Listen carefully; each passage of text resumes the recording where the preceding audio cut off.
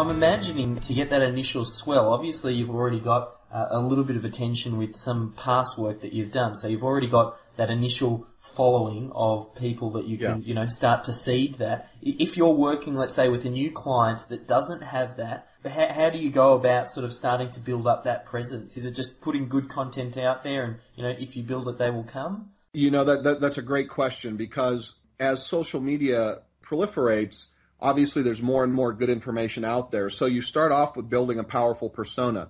You have to develop a person worth hearing and worth watching. And you're right, I'm fairly fortunate with this book. I speak to about 100,000 people a year around the world, so there are a fair number of people who follow me. But having said that, my first book, when I first started this business, I had no clients either, and I have a lot of people who just now get into this business and are building a following.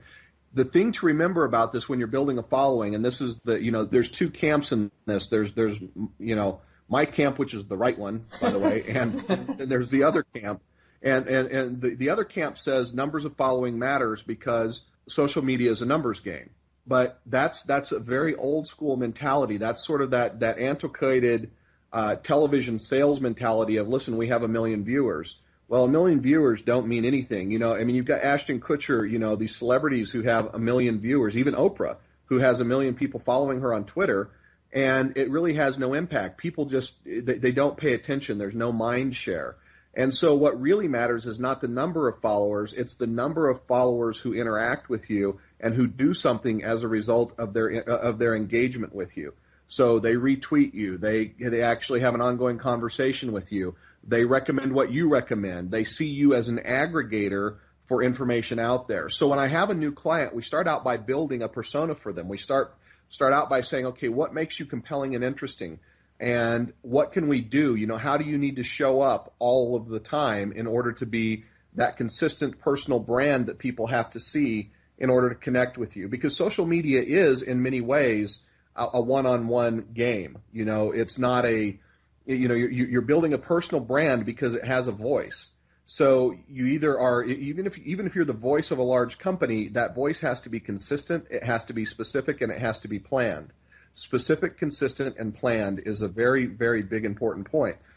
So you start out by developing a persona, something that people would be interested in listening to, hearing from, and it doesn't matter what your audience is. I'm not saying you have to go out and be, over the top and crazy and all of those things. But what I am saying is that you have to be very consistent about it, and you have to be whoever your consumer expects to see in your position.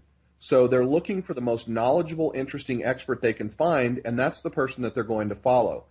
So it's being consistent, it's creating this persona, and then it's putting out that killer information, the category killer information, the information that's going to bowl people over, get them very, very interested in what you have to say and coming back for more. And you have to do that too.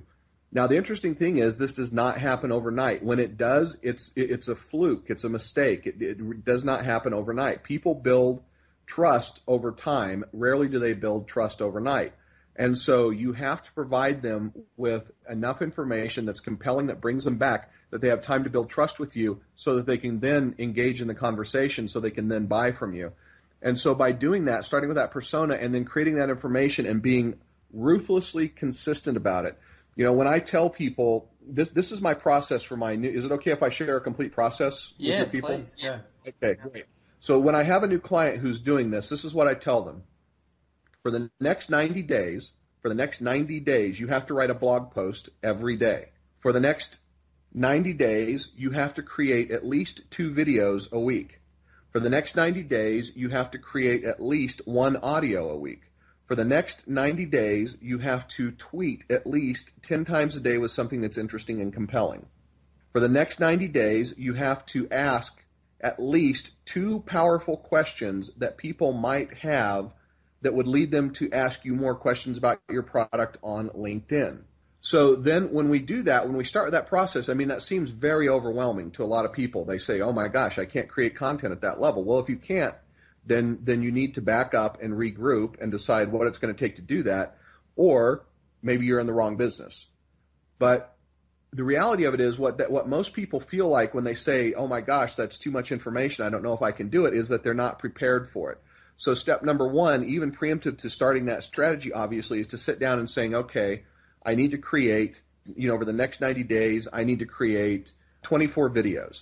So what are 24 topics, questions, concerns, interesting things people might have about that I can talk about my product or service that I can talk about, that I could create videos about? And when you break it down into those kind of simple topics, I can talk about these 24 things.